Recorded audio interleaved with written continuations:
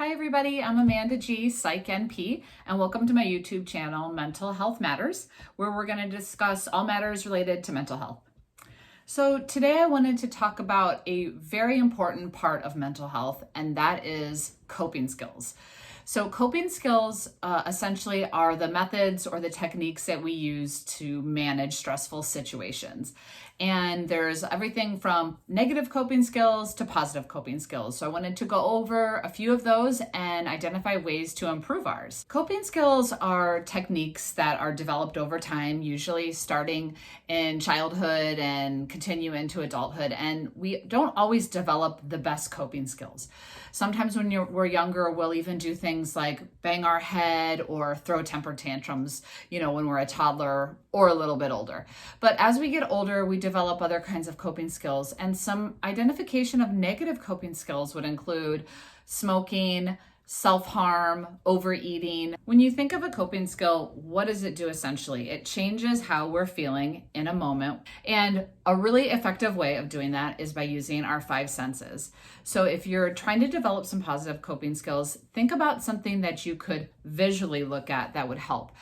We all have our phone in our hands, so we can maybe access YouTube videos, things that will distract us, cooking channels, TikTok. These are all great ways to use a visual distraction. Also, auditory, music, sensory, smelling, essential oil, tactile, physically feeling something. A lot of kiddos now have squishies or poppets, or we maybe have like a certain feel of a fabric that we like, and when we can rub that, it will help distract us and can be a positive coping skill. With a client and I ask them, what do you do when you get stressed out, or what do you do when you have anxiety? And some people will say, I like to read, or I like to draw, or I play my guitar. And other people really have no coping skills and they say, I don't really know what to do. And that's part of the problem. So working with your mental health provider or a good therapist, counselor, and you guys can develop a plan to identify some coping skills that will work for you that you can use in many different situations. One of the best coping skills that we have, no matter where we are, no matter what situation we're in, is that of our breath.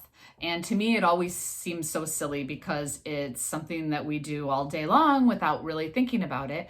But in a stressful situation, we know that when fight or flight is induced, our heart rate goes up, our pulse goes up, our blood pressure goes up, we get cloudy thinking. And one way that has been scientifically proven to reduce those symptoms of panic is to focus on your breath. At 5 to 10 times, kind of giving yourself a timeout, can really help transition in from one situation to another.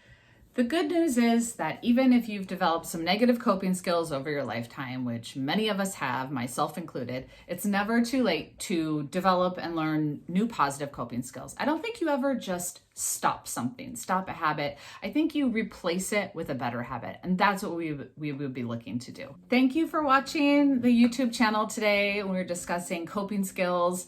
If you have a topic that you'd like to talk about, or you have more information that you would like to get on anything, go ahead and put it in the comments below. This is the channel Mental Health Matters, where I'm going to be discussing all matters related to mental health. So let me know what you want to talk about, and I look forward to meeting with you guys again.